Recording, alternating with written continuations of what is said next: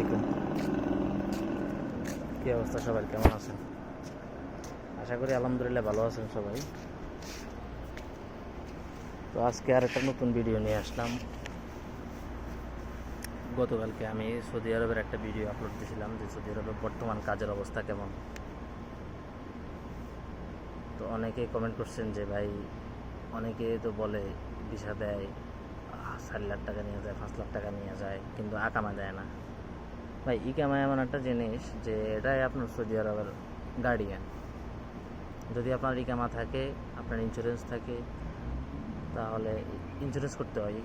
ইকামা আছে মানে আপনার ইন্স্যুরেন্স আছে। আর ইন্স্যুরেন্স থাকলে আপনার চিকিৎসা ক্ষেত্রে হোক বা আপনার বাইসেন্স আল্লাহ না করুক কোনো সমস্যা হলে, অনেকে মারা যায়, অনেক সমস্যা করে, তখন আপনার কিছু ফিডব্যাক পাওয়া যায় যেগুলা মানে ইকামা ছাড়া এক্সপায়ার তারা কোনোভাবেই পাবে না। তো এক্সপায়ার থাকলে বা ইকামা থাকলে এক সমস্যা, যারা আমিল ইকামা আছে, আমিল ইকামা বলতে হচ্ছে আপনার ফ্রি ভিসাটা যেটা বলে। এখন যাদের ফ্রি ভিসার ইকামা আছে তাদের এক সমস্যা, আবার যাদের ফ্রি ভিসা মানে ইকামা এক্সপায়ার তাদের আরেক সমস্যা। ফ্রি ভিসা ইকামা যাদের আছে তাদের কী সমস্যা এটা আবার একটু বিস্তারিত বলি। সাপোজ আপনি ফ্রি ভিসায় আসছেন, আপনার যে কফিল আছে, বছর শেষে কিন্তু আপনার কফিলকে একটা ফায়দা দিতে হবে। অনেকে মাসিক নিয়ে যায়, অনেকে বাৎসরিক নিয়ে যায়। তো মাসে যদি আপনার 400 রিয়াল, এবারে 400 রিয়াল হয়ে থাকে, 400, 500, 300 নিয়ে থাকে।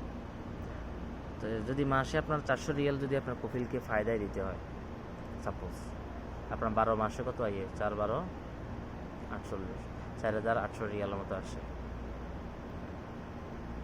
এখন আপনার যদি ফ্রি ভিসা থাকেন তাহলে আপনার কাজের কোনো নিশ্চয়তা নেই। সাপোজ এখন আপনি 1 মাস কাজ করছেন এই জায়গায়, 2 মাস কাজ করতেছেন ওই জায়গায়, কাজ পাবেন, হ্যাঁ কাজ করবেন, আবার 2 মাস বসে থাকবেন, কিন্তু কফিলের ফায়দাটা কিন্তু ঠিকই আপনার দিতে হইতেছে। আপনার মাথার মধ্যে টেনশন থাকে যে বাইরে মাস শেষ, আমার কফিলের ফায়দা কিন্তু দিতে হবে। তাইলে হয় কি, কফিলের ফায়দার জন্য আপনার লাজেম কাজ করতে হইব, কাজে লাগে থাকতে হবে, নাহলে টেনশন। আর কফিলের ফায়দা যদি আপনি মিস্টেক করেন তাহলে ওই করবো কি, আপনার গ্রুপ লাগাই দিব।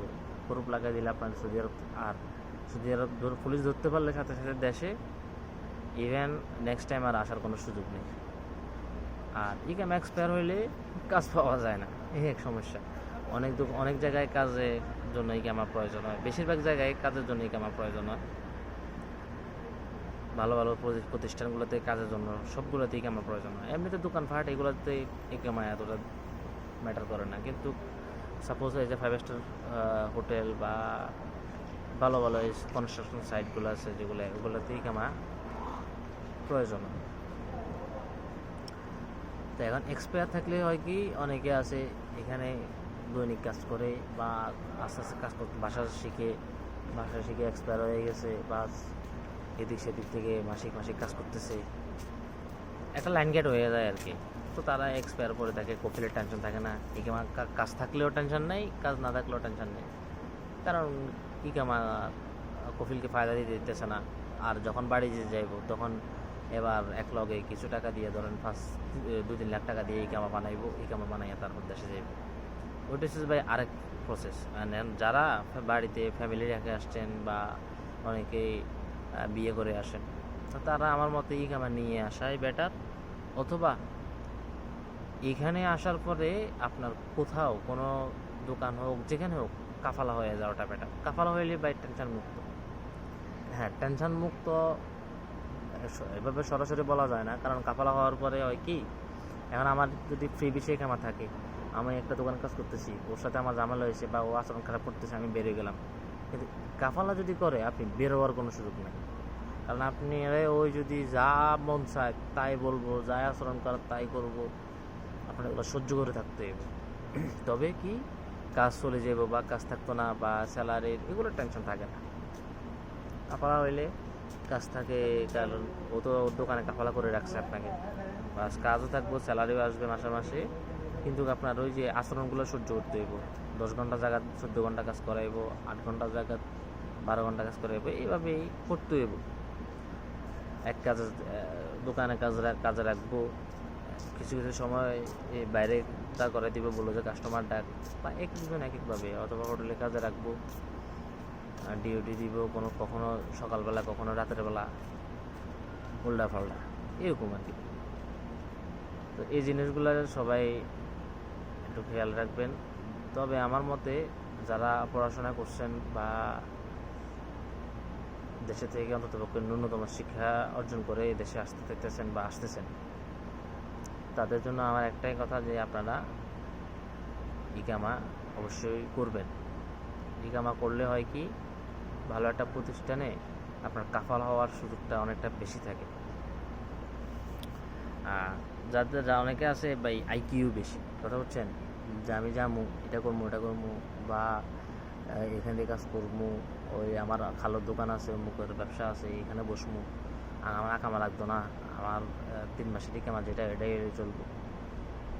তো অনেকেই চলে আসেন, আসার পরে ভাই এগুলো ভুক্তভোগী হইতে হয়, কথা বলছেন। আর আমি নিজে ভুক্তভোগী, এগুলো ভোগ করতে হইব। আর সৌদি আরবের দালালের পরিমাণ এত বেশি, আপনি যারে বলবেন ভাই কাজ আছে, আছে, হ্যাঁ ওই অমুক জায়গায় কাজ আছে, এত টাকা বেতন, 500 টাকা গোশ লাগবে, 500 রিয়াল মানে হচ্ছে বাংলা 15,000 টাকা, বাস নিয়ে নিতে আছে, নিয়ে ও কাজে লাগাই দিছে। কাজে লাগাই দেওয়ার পরে এমন কাজে লাগাইবো, কারণ জানে না যে দালালের কাছে কেমন কাজ, ওই যে দোকানের লোক টিকে না বা যে প্রতিষ্ঠানে বেতন সুবিধা নাই, নিয়ে দিয়ে দিব এক জায়গা, ভালো হোক খারাপ হোক ওটা আপনার দেখবো না। 100-এর মধ্যে না হলে 20% ভালো হয়, আর 80%ই প্রতারণার শিকার হইতেছে। আর ভাই একটা কথা আমি ক্লিয়ার করে বলি,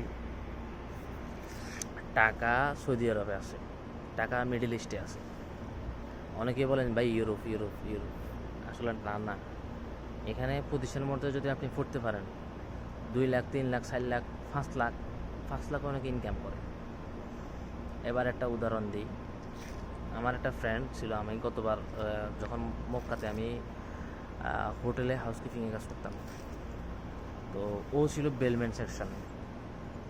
1 মাসের জন্য ঢুকছে রমজান মাসে, মানে ওরা কথা বলে নিছে যে রমজানের জন্য লোক লাগবে 1 মাসের জন্য। তো আমি ইন্টারভিউ দিয়েছিলাম, পরে আমারে নেয়, তখন আমি বাসা জানতাম না, আরবি জানতাম না, তো আমার হাউসকিপিংয়ে নিয়েছে। তো হাউসকিপিংয়ে আমার এতটা টিপস ছিল না, টিপস ছিল হ্যাঁ সব মিলে রমজানে নাহলে আমি 3,000 রিয়াল 4,000 রিয়ালের মতো টিপস পাইছি।